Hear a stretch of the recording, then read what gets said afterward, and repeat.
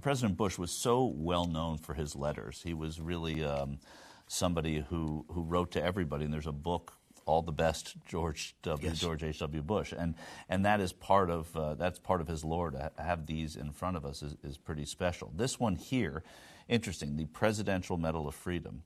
He's giving it to Margaret Thatcher, and he's sending this to President Nixon. He's informing the president, this is on the former president, on February 20, that on March 7, he will be presenting the Medal of Freedom to Margaret Thatcher, the Medal of Freedom being the highest civilian honor that a president can bestow, and that there'll be an informal ceremony after at the White House, and inviting President and Mrs. Nixon to come. This one here, that's a copy of a letter that was sent in '92, just after the State of the Union. And of course, the State of the Union in '92 was the year that Bush was running for re-election.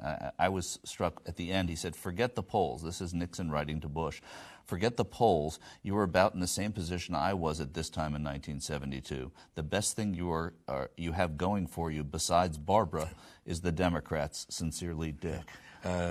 Democrats! Exclamation point. Yeah, right, and so the party stuff was always there with them. The Republican Party. I mean, he led the RNC at the behest of Nixon, right?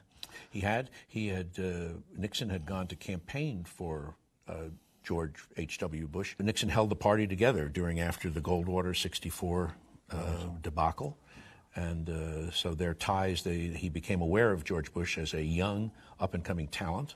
Not only a political talent, but a patriotic talent who was capable of doing serious other jobs. And then this one here is the Christmas 1978 in Houston. Maybe we can pull this one out.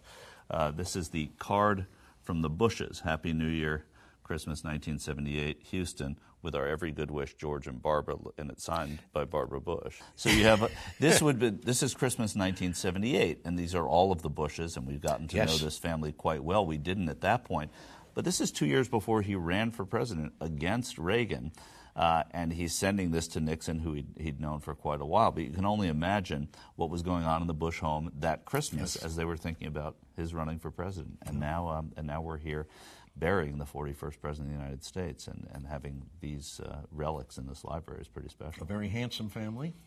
A very handsome family, yeah, exactly. Thank you for doing this.